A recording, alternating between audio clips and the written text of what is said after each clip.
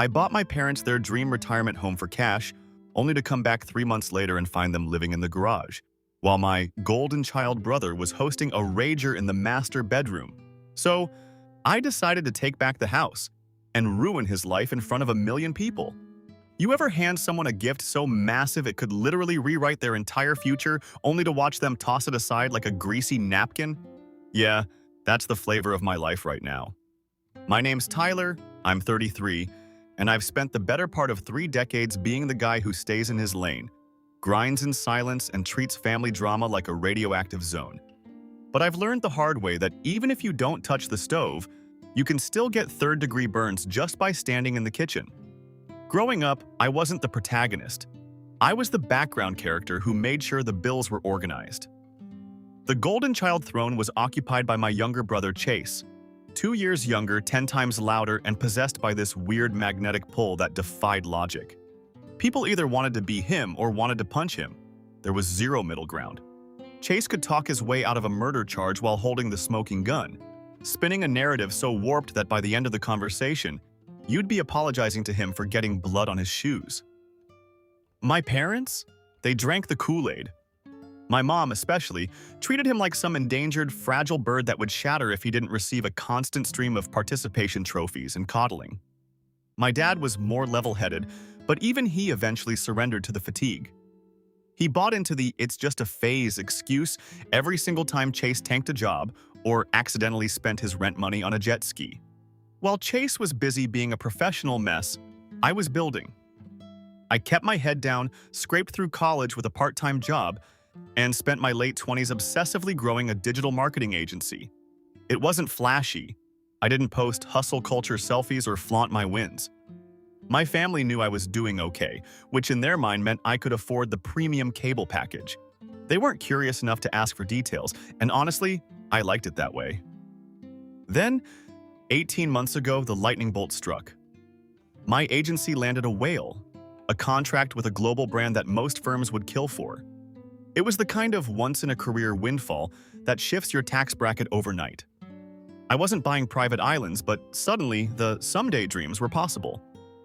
I wanted to do something legendary for my parents, specifically for my dad, a man who had spent 30 years sweating through double shifts at a manufacturing plant just so we could have brand-name cereal and shoes that didn't have holes. They weren't perfect. The favoritism toward Chase was a constant, dull ache. But they were good people. I wanted to hand them the peace they'd earned. I found it on Lake Weller, a 3-bedroom cedar-paneled sanctuary with a wraparound porch and a private dock. The view looked like a Bob Ross painting come to life. Mist over the water, ancient pines, the whole deal. It was a foreclosure I snagged through a contact for nearly $150,000 under market value. I bought it cash, no mortgage, no debt. My name was on the deed, but the keys belonged to them.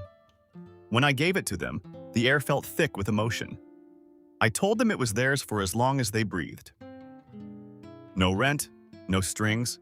I'd handle the taxes, the insurance, and the upkeep. They just had to exist and be happy. Seeing my stoic, tough guy dad actually tear up on that dock made me feel like, for once, I was finally the son they truly saw. Then, like a glitch in a high-def video game, Chase arrived. He pulled into the gravel driveway in a blacked-out Jeep, the bass from some obnoxious EDM track rattling the windows of the house. He hopped out in a tank top and cargo shorts, looking like he was 5 minutes away from being kicked off a low-budget reality show. His wife, Sabrina, followed, clutching a yappy designer dog in one arm and wearing sunglasses so large she looked like a high-fashion insect. They didn't even say hello properly. They waved at me like I was the hired help, the Uber driver who had just dropped off the luggage, and immediately started a tour of the property as if they were scouting a free Airbnb. Chase walked up to me, slapping me on the shoulder with a grin that didn't reach his eyes. "Bro, this place is absolutely sick," he barked, looking around at the vaulted ceilings and the lake view. "You're serious? You actually bought this for them?" He laughed, a sharp, entitled sound that echoed off the cedar walls. "Man, I knew you were doing all right, but I didn't know you were buying private docks all right. You really outdid yourself this time, Ty." I stood there watching him eye the craftsmanship of the house, and for the first time, a cold knot started to form in my stomach. I realized Chase wasn't looking at a gift for our parents. He was looking at an opportunity. And in Chase's world, an opportunity was just something he hadn't figured out how to ruin yet. "Glad you like it, Chase," I said, my voice tight.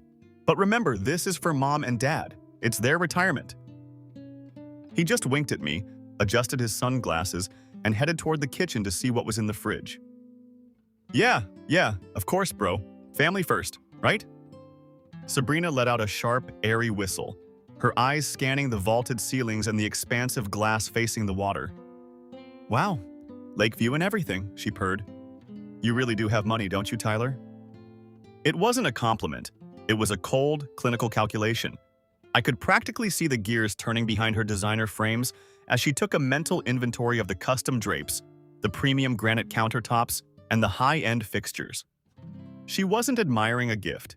She was appraising an asset. They didn't even bother to ask if they could stay the weekend. They just moved in. Within an hour, they had commandeered the master bedroom. When my mom tentatively mentioned that the guest room had brand new linens and a lovely view of the woods, Chase just waved her off with a smirk.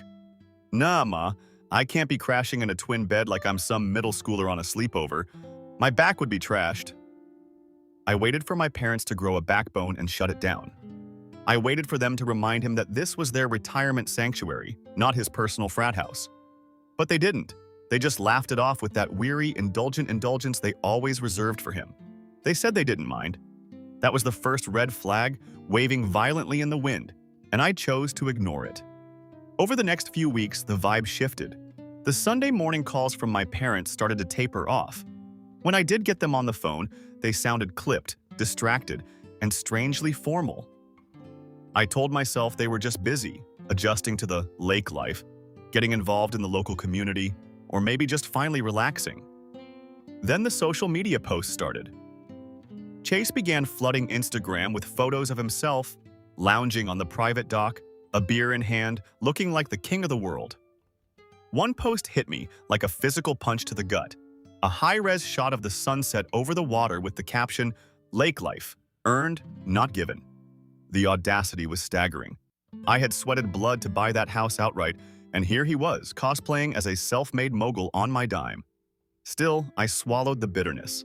I didn't buy the house for clout or a thank you plaque. I bought it so my parents could grow old in peace. But that creeping sensation, that itch at the back of my skull telling me something was rotting under the floorboards, wouldn't go away.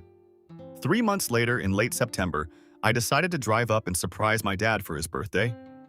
The air was crisp, that perfect autumn chill where the leaves just start to hint at gold. I parked my car down the hill to keep the surprise intact and walked up the driveway, carrying a bottle of Dad's favorite 18-year-old scotch and a top-of-the-line graphite fishing rod. I rang the doorbell, a grin plastered on my face. Nothing. I knocked harder this time. Silence. I circled around to the back porch, thinking maybe they were out by the fire pit, but the house was a tomb. The lights were killed, the heavy curtains were drawn tight, and the whole place felt cold and abandoned. My heart started to hammer against my ribs. I pulled out my phone and dialed Mom. She picked up on the first ring, but her voice was a ragged whisper. "Tyler? Oh, honey." "Hey, Mom," I said, my brow furrowing. "I'm standing on your back porch. Where are you guys? Is everything okay?" There was a long, suffocating pause. We're in the garage, Tyler." "The garage?" I blinked at the siding of the house. "Why the hell are you in the garage at 8 p.m.? It's complicated," she stammered, her voice trembling. "Please, Tyler, please don't make a scene." Those 5 words, "please don't make a scene," sent a shot of pure ice through my veins. I dropped the nice guy act and marched toward the side of the house. I hauled the garage door open, and the sight that met me was something out of a nightmare. There they were. My parents, 2 people who had worked their entire lives to deserve comfort, were huddled in cheap lawn chairs. They were surrounded by stacks of cardboard boxes and old quilts. A small, buzzing space heater sat in the corner, struggling against the draft. My dad's expensive new fishing gear was shoved into a dusty corner like junk. A single naked bulb hung from the ceiling, casting long, pathetic shadows over their hunched silhouettes. They looked like refugees in their own home. "What is going on?" I demanded, my voice cracking with a mix of fury and disbelief. Mom looked up, her eyes glassy and bloodshot. She opened her mouth to speak, to offer some heartbreaking excuse, but a voice cut her off from behind me. "You're not supposed to be here, Ty." I spun around. Chase was standing in the doorway leading from the kitchen to the garage. He was shirtless, leaning against the frame with a smirk that made my skin crawl. He held a dripping beer bottle like it was a scepter. The air in the garage smelled of motor oil, damp concrete, and betrayal. I stared at him, my pulse thundering in my ears so loudly I could barely think. Mom tried to force a pathetic, shaky smile, trying to play the peacemaker even now. "Chase," I said, my voice dangerously low, vibrating with the effort to stay level. "Why the hell are Mom and Dad living in the garage?"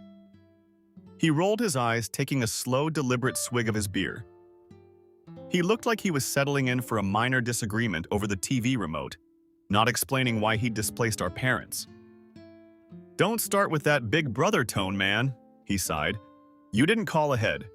You show up unannounced and start barging in like you still run the place." "I do run the place, you absolute clown," I spat. "I own it. My name is on the deed." He actually chuckled, a dry, condescending sound that made me want to see red. "Yeah, sure, technically, but I'm the one actually here taking care of things. I'm fixing the leaks, maintaining the yard, paying the utilities when they forget. You'd be surprised how fast those bills add up, Tyler. It's a lot of responsibility." I looked at my parents, then back at his smug, entitled face. "You kicked them out of their own house," I said, the realization hitting me like a physical weight. "They are your parents, Chase. How could you do this?" His smirk didn't even flicker. He just shrugged, leaning further into the doorway. "They're our parents, bro. And besides, they said they didn't mind. Right, Mom? We're all good here, aren't we?" Chase didn't even bother looking at her. He tossed the question over his shoulder like a scrap of gristle to a strayed dog. Wait until you hear what happens next. But before we get to the most insane part of the story, make sure to subscribe to Reddit Echo and hit the bell icon. You don't want to miss the updates on this one. Let's get back to it. My mother flinched, her small frame trembling under the harsh, buzzing fluorescent light of the garage. It's only temporary, Tyler," she whispered, her eyes darting to the concrete floor. "We just didn't want to cause a fuss." "Cause a fuss?" I repeated, the words tasting like copper in my mouth. "You're sleeping in a garage, Mom. There are oil stains on the floor 3 feet from your pillows." My dad hadn't said a single word. He sat there in a rusted folding chair, his jaw clamped shut so tight I thought his teeth might crack. He wouldn't look at me. This was a man who had pulled double shifts for 35 years, a man who never asked for a handout and taught me that a man's word was his bond. Seeing him reduced to a squatter in the house I bought for him, while his freeloading, narcissistic son played king of the castle inside, hurt worse than any insult Chase could have hurled. I turned back to Chase, my voice dropping to a dangerous, icy vibrato. "Get your stuff. Get Sabrina. Get out. Tonight." Chase stepped forward, his smirk curdling into something more predatory. "See, Tyler, that's your problem. You think you're the lead actor in this movie. I don't think you actually understand the situation here." "No," I cut him off, stepping into his personal space. "I don't think you understand. You are trespassing in a home I gifted to our parents. This was never yours. You don't have a seat at this table, and you definitely don't have a say." He chuckled, a wee bit arrogant sound, and took a slow swig of his beer. "Actually, I do. You might want to run a fresh title search on the deed, big bro." A cold, sickening knot twisted in my gut. I froze. "What did you do?" "Oh, you know," he said, swaying slightly on his feet. "Had the paperwork updated a few months back. I convinced Mom and Dad that since you were so busy with your big shot agency, someone needed to handle the legalities locally, taxes, liability, all that boring adult stuff. You know how they are with fine print. We trust you, Chase. You're the only one who actually visits us. Blah, blah, blah." He flashed a mouthful of teeth. "Long story short, it's mine now. Legally." My mother let out a sharp, choked gasp. "Chase, you told us those papers were just to help with the property tax exemptions. You said it would save Tyler money." Chase waved her off like a persistent fly. "Relax, Ma. I was going to tell you eventually. Don't be so dramatic." "You forged their intent," I said quietly. It wasn't a question. The realization hit me with the force of a freight train. You manipulated two elderly people who trusted you into signing away their only security. Prove it, he spat. For a split second, I saw a flicker of something behind his eyes. It wasn't fear, it was calculation. He had baited this trap perfectly. He wanted me to swing. He wanted me to lose my cool so he could play the victim and solidify his hold on the property. Then came the final nail in the coffin. Sabrina drifted into the doorway behind him, barefoot and wrapped in one of my mom's handmade knitted blankets, the one she'd spent 3 months making for her retirement. Sabrina looked at my parents huddled among the boxes and snorted. "Ugh, are they seriously still out here?" she asked, looking at Chase. "I thought you told them to go to a hotel. It's starting to smell like old people in here." She turned to my mother with a syrupy, venomous grin. "Honestly, Carol, you're lucky we even let you stay in the garage. Most people your age end up in those depressing nursing homes where the halls smell like bleach and cabbage." That was the breaking point, and my mother looked like she'd been physically slapped. I took a predatory step toward the door, but Chase held up a hand like a smug crossing guard. "Careful now," he warned. "You raise your voice or lay a finger on me, and I'm calling the cops. Harassment, trespassing, assault, whatever sticks. And since I'm the owner of record, you'll be the one spending the night in a cell, not me." While my parents were grieving in a rental, Chase was busy rubbing salt into the raw wounds.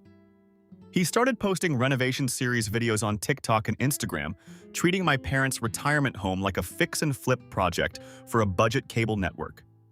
I watched, nauseous, as he ripped out the hydrangea garden Mom had spent weeks planting. He gutted Dad's den, the one room Dad truly loved, and turned it into a neon-soaked gaming grotto with blacklight posters and beanbag chairs. He even painted the classic cedar porch a gaudy, electric blue. But the kicker? The absolute am I the asshole peak of it all? He gave Sabrina's yappy dog its own bedroom. I'm not joking. A full-sized bed, a tiny custom dresser, and a gold-plated nameplate on the door that read Princess Suite. I watched every single update like a slow-motion car crash. It was a toxic cocktail of morbid curiosity, white-hot rage, and crushing guilt. I considered the police. I considered a high-priced legal team. But the grim reality of the law is that proving undue influence or forgery is a nightmare when the victims technically signed the papers willingly. Chase was a snake, but he was a snake who knew how to hide in the tall grass of legal loopholes. So, I did what I've always done when the world goes sideways. I got quiet. I stopped calling. I stopped commenting. I didn't tell my parents a single detail of what I was doing. While Chase was busy flexing for his followers, I was becoming a ghost. I spent my nights gathering receipts, downloading his social media archives, and tracking his business ventures with the precision of a predator. Chase never understood the fundamental difference between us. He was the loud one, sure, but I was the patient one. I'm the guy who doesn't show a single card until the chips are already being pushed toward me. For weeks, I walked around with a quiet storm raging in my chest. It was a bizarre sensation, feeling white-hot with fury, while my blood felt like liquid nitrogen. Every morning was a test of my sanity. I'd see a photo of him leaning against the fireplace I paid for, grinning like a conqueror who'd stolen a kingdom, and I'd have to grip my steering wheel until my knuckles turned white to keep from driving over there and ending things the old-fashioned way. But rage without a plan is just self-destruction. The theft of the house was one thing, but the humiliation of our parents was the unforgivable sin. He'd treated the two people who gave him life like expired leftovers, not worth keeping, but too much effort to throw away. So he just shoved them in the garage to rot. And God love them, they still tried to find the good in him. Mom would murmur, "He wasn't always like this," or "He just needs help, Tyler." Every time she defended him, I wanted to scream until my lungs gave out. But I stayed silent. I knew they weren't defending him. They were defending their own hearts. They didn't want the final chapter of their lives to be a story of betrayal so sharp it severed their family tree. I focused on the immediate fix. I moved them out of the hotel and into a high-end, short-term rental apartment. It was bright, modern, and quiet. It cost a fortune, but I didn't care. It gave them back their humanity. They had a door that locked, a couch that didn't smell like a garage, and a kitchen where they didn't have to ask permission to boil water. The first night we moved in, Mom broke down. I pretended not to notice. I just clicked on the TV to some mindless home renovation show. The irony wasn't lost on me, and sat there in the flickering light, watching her out of the corner of my eye. Chase thought he'd won.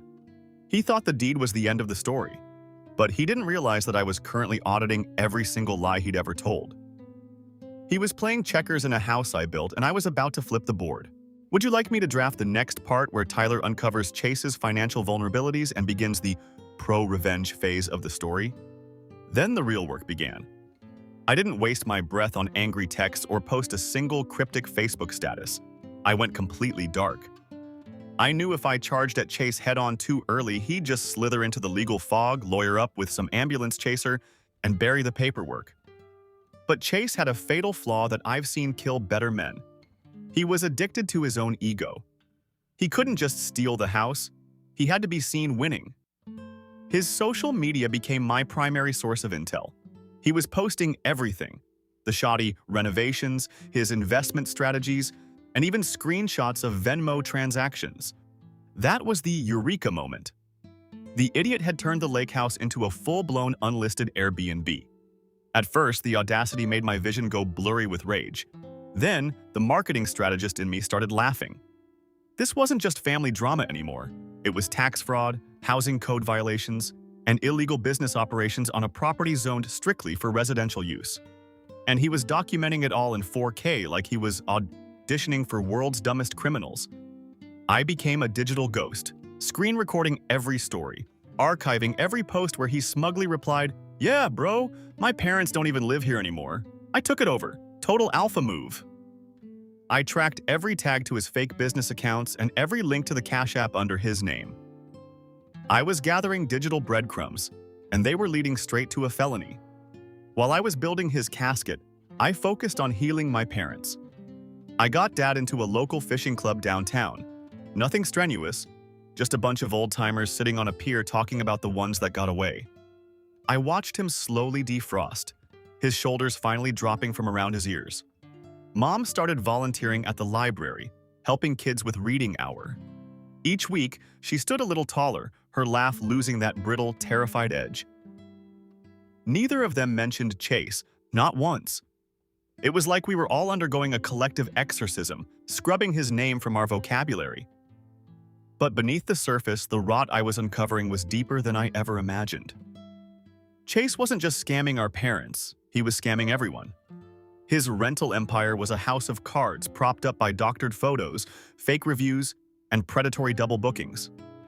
I even found a thread on r/travel hacks warning people about a sketchy lake rental run by a shirtless guy who hits on guests' girlfriends.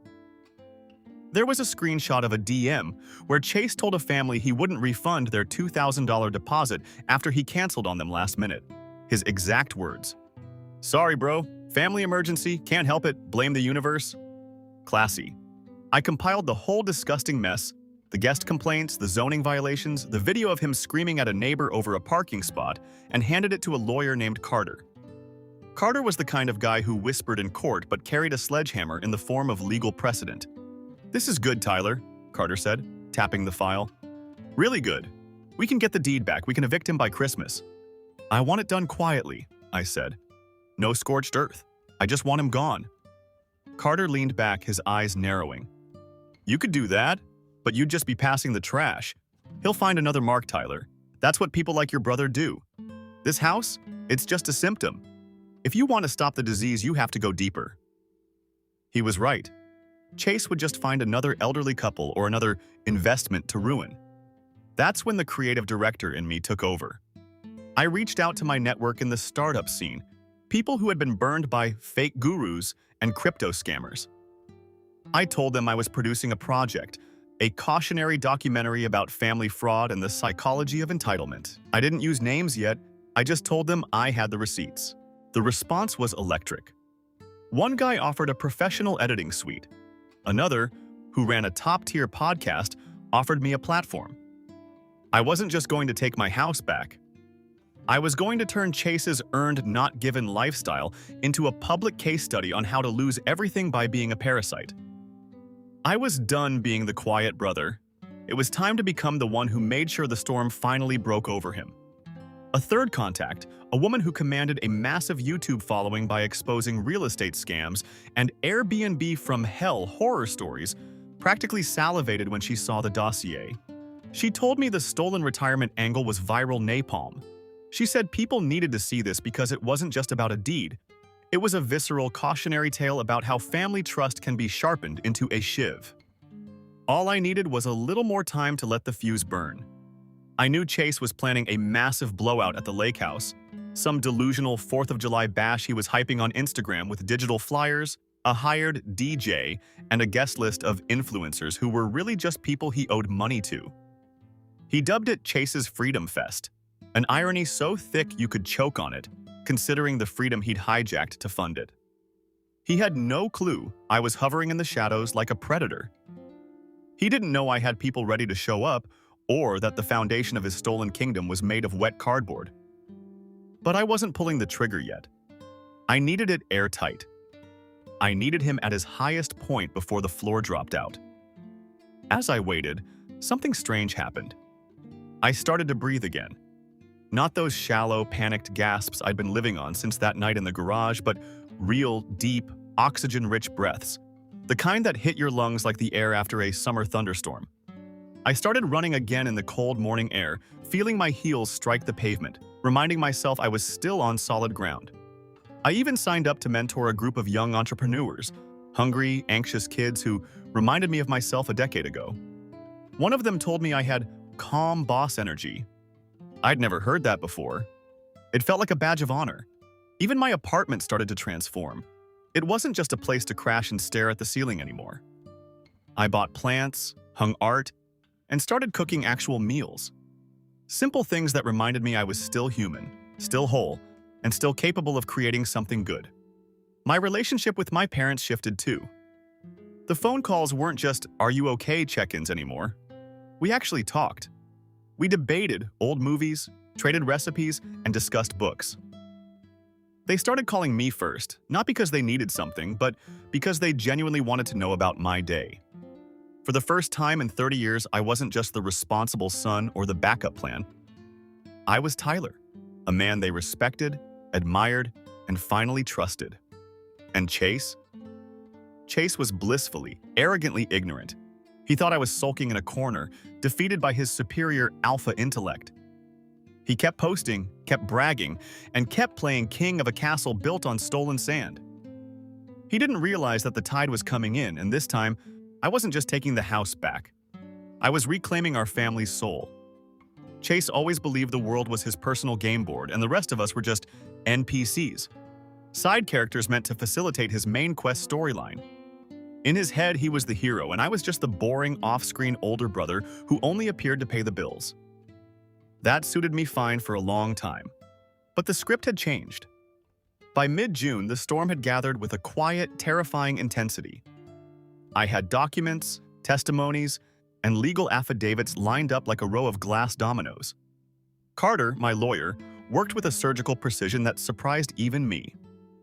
He pulled title records, flagged notary irregularities, and interviewed neighbors who were more than happy to dish the dirt on Chase's reign of terror. One neighbor, a retired veteran named Joe, was a godsend.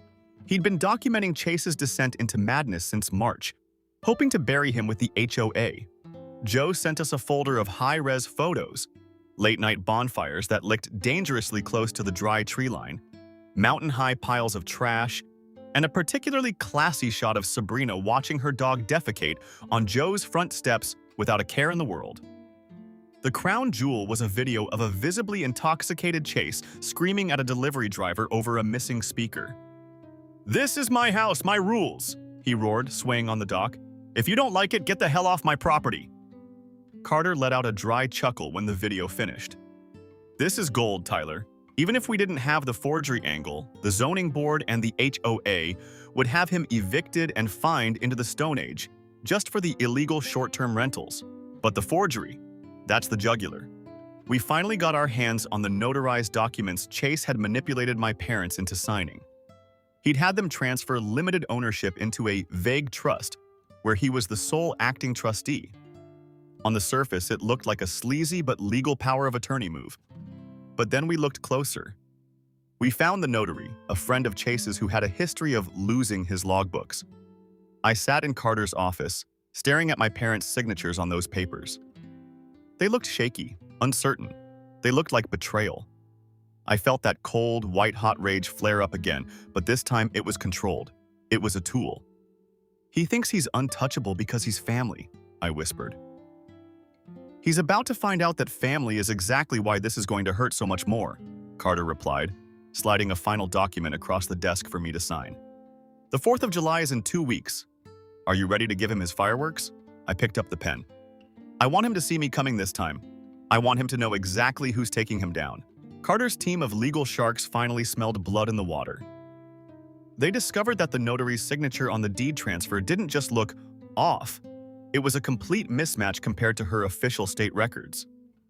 When we dialed the notary's office, the woman on the other end sounded confused, then horrified. She had absolutely no record of a transaction for that property on that date. That was the aha moment. Chase hadn't just been a manipulative jerk, he had committed a felony. He'd outright fabricated a legal document to hijack the title. It was the smoking gun, polished and loaded, just waiting for me to pull the trigger. But I wasn't going to just call the cops on a random Tuesday. I wanted the timing to be poetic.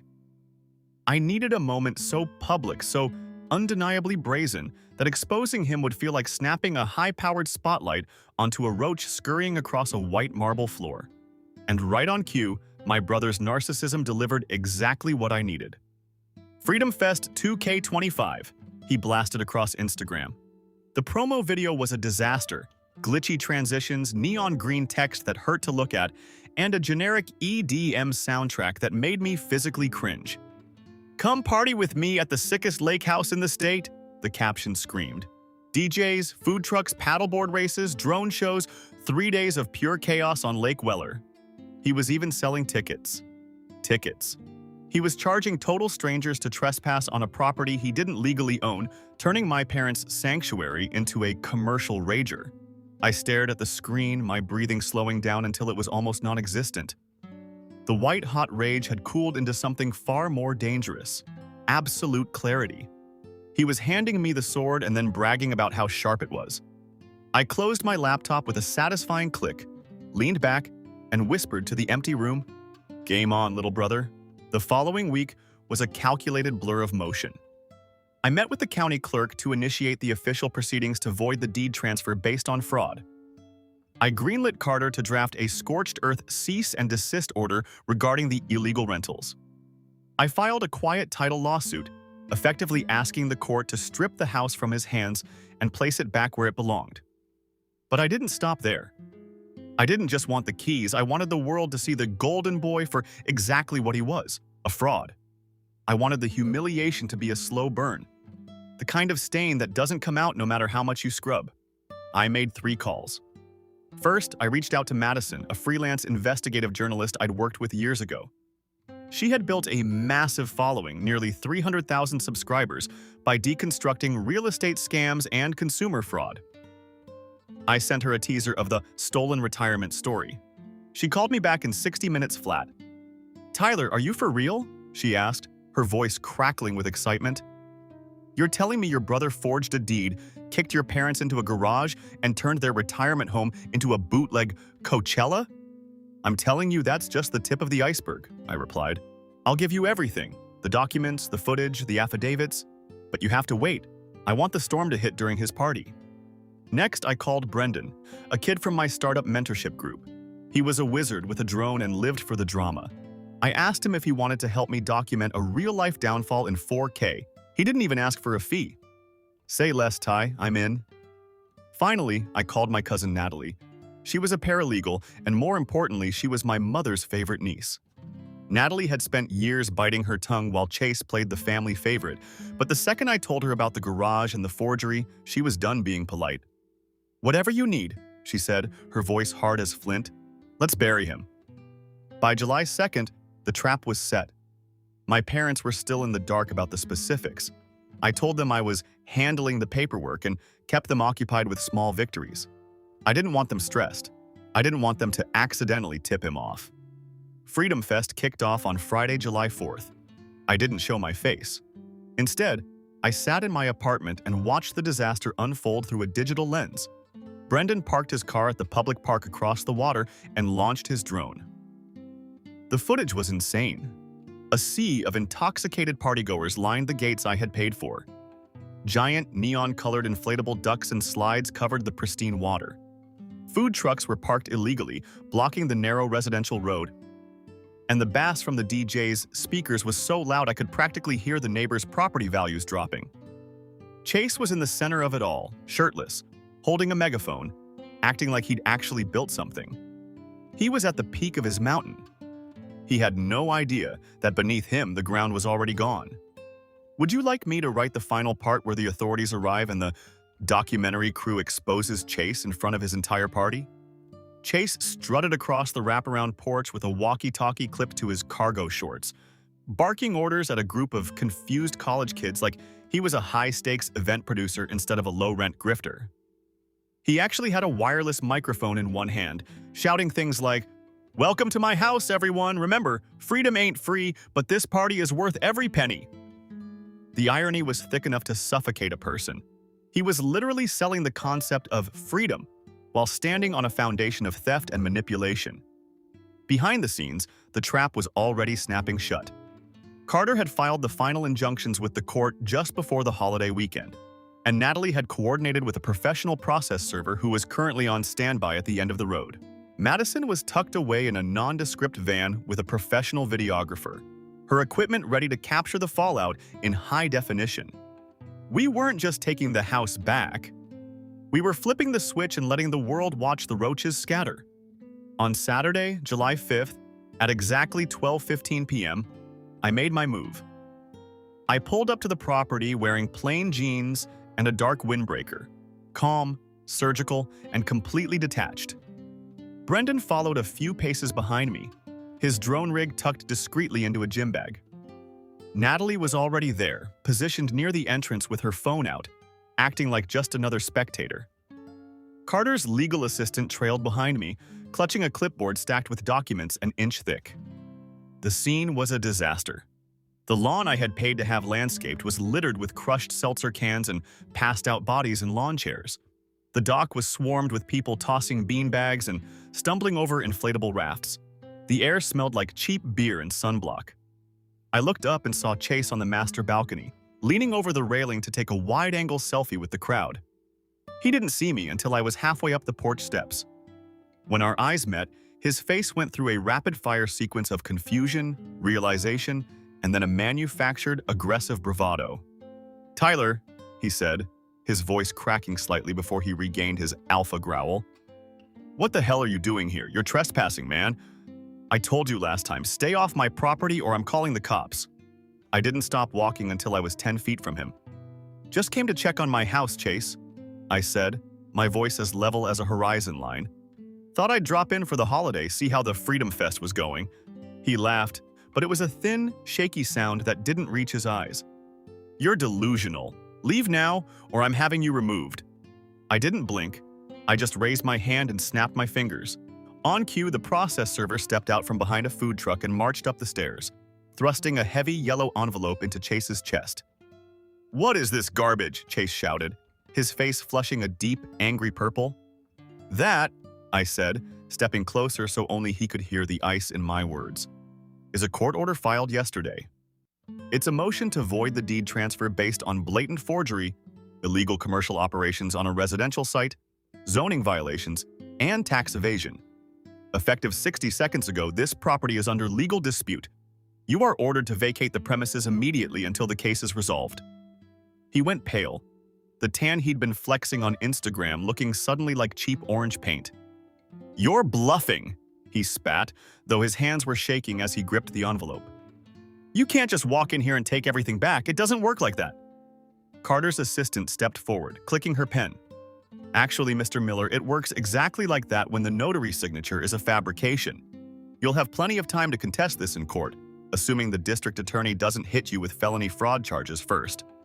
"You set me up," Chase roared, his voice booming over the music. "No," I said quietly. "You set yourself up. I just hit record." On that cue, Brendan's drone hummed to life, lifting off like a mechanical hornet and hovering 20 feet above Chase's head. Simultaneously, Madison's camera crew emerged from the van, lenses aimed directly at his crumbling face. The music died as the DJ, sensing the shift in atmospheric pressure, cut the power. The murmurs started instantly. The guests began backing away, phones out, recording the Golden Boy as he fell apart in real time. Sabrina stepped out of the house, clutching her dog, her voice hitting a glass-shattering register. "Why are there cameras? Chase, what is this? Make them stop!" I just smiled. For the first time in his life, Chase was out of lies, out of leverage, and out of luck. The moment the professional lenses were on him, Chase tried to pivot back to his cool guy persona, but he was cracking at the seams. Sweat was pouring down his face, and that trademark smirk was twitching uncontrollably. "Stop filming!" he barked at Madison. "This is private property. You don't have a right to be here." Madison didn't even flinch. "Actually, you invited the public and sold tickets to a commercial event, Chase. That makes this a matter of public interest. Plus, I have the actual owner's permission to be here. I have 3 different people on record saying you forged their signatures. Want to give us a comment for the documentary?" Chase looked around for his friends, but they were already ghosting him.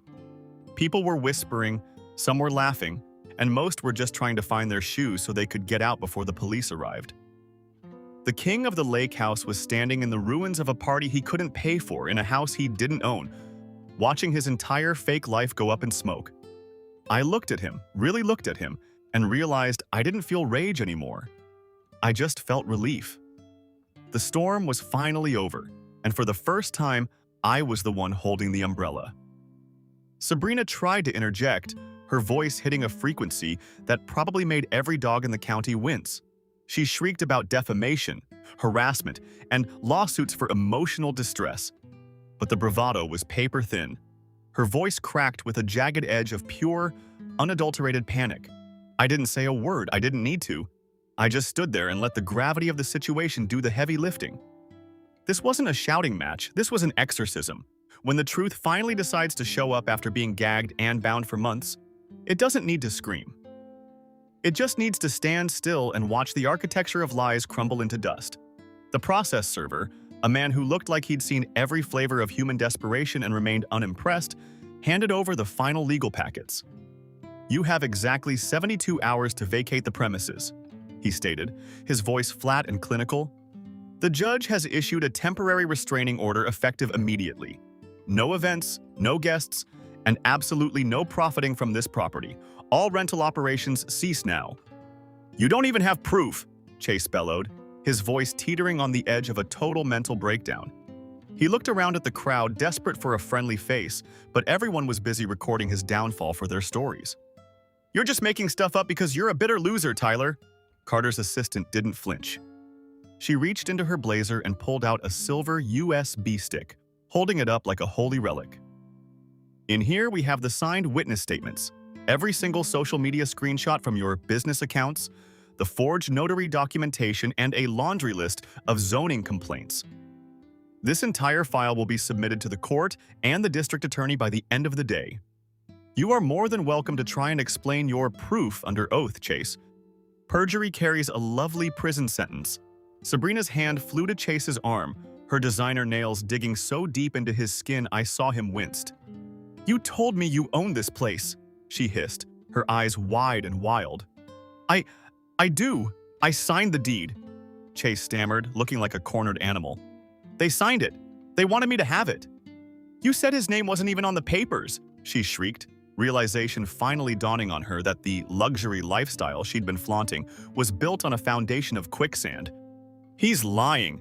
Sabrina, look at me. He's just jealous," Chase pleaded, but she'd already backed away, her face twisting in disgust. The cracks in their fake empire were spreading like lightning across a windshield. Natalie stepped forward to deliver the final, crushing blow. She held a thick manila folder bursting with evidence. "These are printed messages from your victims, Chase," she said, her voice dripping with disdain.